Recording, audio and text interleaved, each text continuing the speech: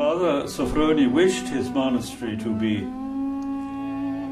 loyal to the tradition of orthodoxy, but also open to the spirit of this world.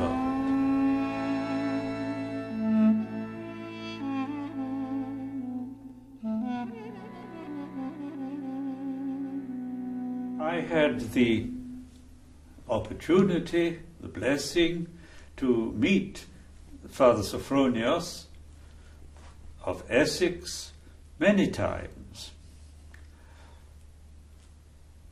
He was never my spiritual father, but I often heard him speak on questions of prayer and the living of the Christian life. Let me refer first of all to the monastery that he established, the monastery of St. John the Forerunner, St. John the Baptist, in the village of Tollisant Knights in Essex. His monastery had two very precious qualities. It was and is traditional, loyal to the authentic tradition of Orthodox monasticism, which Father Sophrony himself had learnt during his years on the Holy Mountain. But it is also a monasticism that is open to the world at many levels. First of all, they practice excellent hospitality. They make visitors welcome. And that can be a difficulty for monks, that the visitors may disturb the life of prayer that the monks wish to follow. And so in some monasteries, visitors are made to feel that they are an intrusion, but not in the monastery in Essex. Father Sophrony practiced hospitality.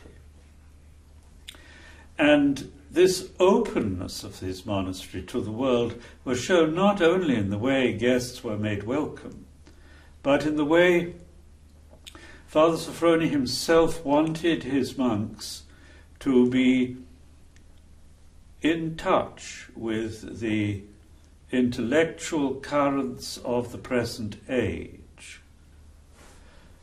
He wanted his monks to be educated. At first he used to send them to the Russian Orthodox Institute of St. Sergius in Paris. But later on, Father Sophrony sent one of his own relatives, his great-nephew, Father Nikolai Sakharov, to Oxford to study theology at Oxford, where I was teaching. But I said to Father Sophrony, the program will not be orthodox. For most of the course, his teachers will be Anglican, Protestant, or Roman Catholic. Why not send him to Paris? And Father Sophrony said, for this very reason, that he will have to study with non-Orthodox and learn their outlook and how they are thinking and how he should respond. For that very reason, I want to send him to Oxford. So he came to Oxford, he took the undergraduate degree with first-class honours, and then he went on to do a doctoral dissertation under my guidance. So Father Sophrony wished his monastery to be loyal to the tradition of orthodoxy, but also open to the spirit of this world. If the monks are to provide guidance spiritually to those who visit, they must know something of the predicament from which these people come and the problems that they face. And so I saw these two things, traditionalism and openness, in Father Sophronii. He was, in many ways, a very bold person, because in his monastic community he introduced certain innovations. The community does not have the daily office, orthros, hesperinos. On weekdays they merely have in the morning 2 hours Jesus prayer, 2 hours in the evening. And they say the Jesus prayer together in the same chapel. One person says it 100 times, then another takes it up. They don't all say it aloud together, only one voice at a time. At weekends, Saturday evening and Sunday, they have a vigil service in Agrippina on Saturday, and in the morning the liturgy. But in the week, the Jesus prayer. So that is something unusual. Another unusual feature of the monastery has been that they have monks and nuns together, worshipping together. Of course, they live in different buildings, quite separate, but they have their meals together. This is different from the traditional Orthodox monasticism. So he was traditional, but he was also bold. And I might say that in the many years that the monastery has existed, there has never been any scandal of any kind. Yes, in his personal theology, Father Sophrony was also very bold. He extended the idea of kenosis, for example. The Greek fathers used the notion of kenosis, self-emptying, only with regard to Christ's incarnation. But Father Sophrony in his theology saw the act of creation as already an act of self-emptying. God, as it were, limits his omnipotence in order to make room for what is not himself. This is an idea he took from the Russian theologian Father Sergei Bulgakov, but he extended the idea of kenosis even further and applied it to the life of the Trinity, that in their mutual love, the persons of the Trinity empty themselves in order to be open to the other. This is quite an unusual idea. I'm not sure whether I personally agree with it, but I mention this simply to show how Father Sophrony was a bold person in his teaching, in his own thought, as well as in his organizing of the monastic life. But if he was bold, he was also a humble person.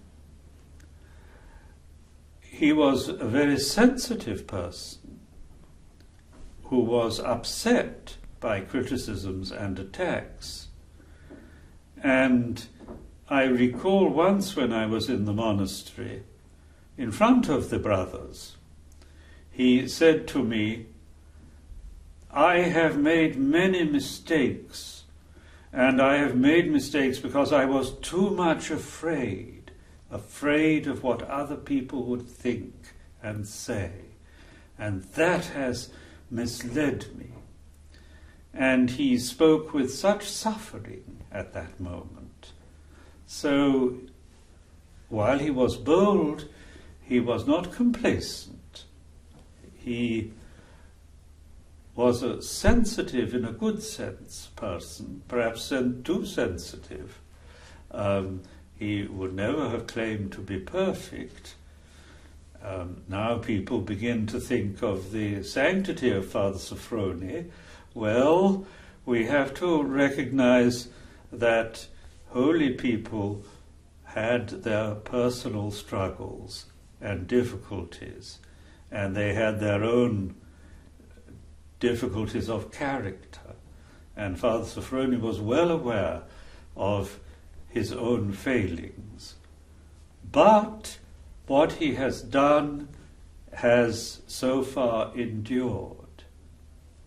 He came to England with his little brotherhood around 1959. The community had already existed in France, but it took its present form around that period. So now we can speak of half a century of the life of the monastery in Essex. It is not merely something that has arisen momentarily and then disappeared. Since Father Sophroni's death, his successor, Archimandrite Kirill, continues faithfully with the line of the community. So what Father Sophroni established, through a lot of personal suffering, has endured. And as I see it, the monastery continues to go from strength to strength. Aspect of Father Sophroni that I did not yet mention was his sense of humour. He was a person who, as I say, was sensitive, who had suffered a lot from criticism, from misunderstanding, but he did not lose his sense of joy, and I can remember his humour. For example, one day he was asked at table in the refectory, "When will the liturgy be on Wednesday?" And first he turned to an English Orthodox, not me, who was sitting next to him, a very earnest young man who always came early for the liturgy. And he said, "The liturgy on Wednesday will begin at 10 o'clock. Then he turned to a Greek lady on the other side who always came late, and he said, "The liturgy on Wednesday will begin at 7 o'clock. So this was typical of his sense of humour. His book on Saint Siluan has opened the eyes of very many people, and certainly it has influenced me. His own writings are often quite complicated, especially when he speaks about hypostasis. But his interpretation of the teaching of Saint Siluan is most valuable. And if it was not for Father Sophroni, the world would never have learnt about Saint Siluan, who led a hidden life in the Russian monastery. I remember when I went to the Russian monastery, back in the 1960s, this was long before Saint Siluan had been glorified as a saint. The Russian monks said to me, "Why are you English people always talking about Father Siluan? There was nothing so extraordinary about him." We have had many monks like that in the monastery.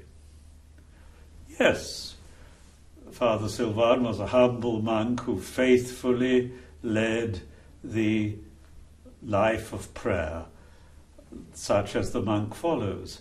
But if it wasn't for Father Sophroni, he would have remained completely hidden, like the other monks they mentioned. I'm sure there are many hidden saints on the Holy Mountain, but it's good that sometimes there is an interpreter who will make them known, and that is what Father Sophroni did.